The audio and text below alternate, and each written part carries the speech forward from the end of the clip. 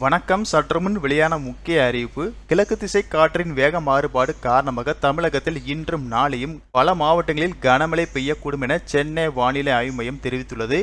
மேலும் டிசம்பர் மாதம் 3ஆம் தேதி எந்தெந்த மாவட்டங்களுக்கு கனமழை எச்சரிக்கை விடுக்கப்பட்டுள்ளது என்பதை பற்றியும் மேலும் சில கூடுதல் தகவலை தான் நம்ம இந்த வீடியோவில் பார்க்க போகிறோம். ஸோ இந்த வீடியோவை கடைசி வரைக்கும் ஸ்கிப் பண்ணாமல் பாருங்கள். வீடியோக்குள்ளே போகிறதுக்கு முன்னாடி இந்த சேனலை இது வரைக்கும் சப்ஸ்கிரைப் பண்ணாதவங்க சப்ஸ்கிரைப் பண்ணிக்கோங்க.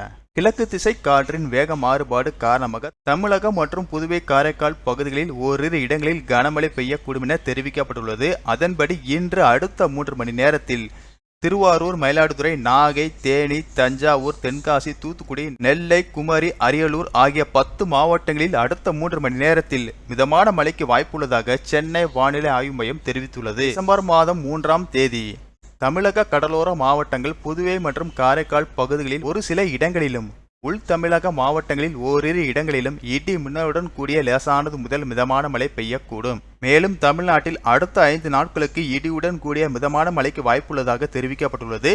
மேலும் சென்னையை பொறுத்தவரை அடுத்த 48 மணி நேரத்திற்கு ஒரு சில இடங்களில் மிதமான மழைக்கு வாய்ப்புள்ளதாக சென்னை வானிலை ஆய்வு மையம் தெரிவித்துள்ளது. மேலும் 4 மற்றும் 5ஆம் தேதிகளில் அந்தமான் கடல் பகுதியில், அதனை ஒட்டிய தென்கிழக்கு வங்கக்கடல் பகுதிகளில் சூறாவளி காற்று மணிக்கு 40 முதல் 45 கிலோமீட்டர் வேகத்திலும் இடையிடையே 55 கிலோமீட்டர் வேகத்திலும் வீசக்கூடும் என்பதால் மீனவர்கள் அந்த பகுதிகளுக்கு செல்ல வேண்டாம் என அறிவுறுத்தப்பட்டுள்ளது. மேலும் தொடர் கனமழை காரணமாக பள்ளி கல்லூரிகளுக்கு விடுமுறை அறிவிக்கப்பட்டு வரும் நிலையில் மழையின் காரணமாக சென்னையில் உள்ள பள்ளிகளுக்கு விடப்பட்ட விடுமுறையை ஈடு செய்யும் வகையில் நாளை சனிக்கிழமை உயர்நிலை மற்றும் மேல்நிலை பள்ளிகள் நாளை செயல்படும் என தெரிவிக்கப்பட்டுள்ளது.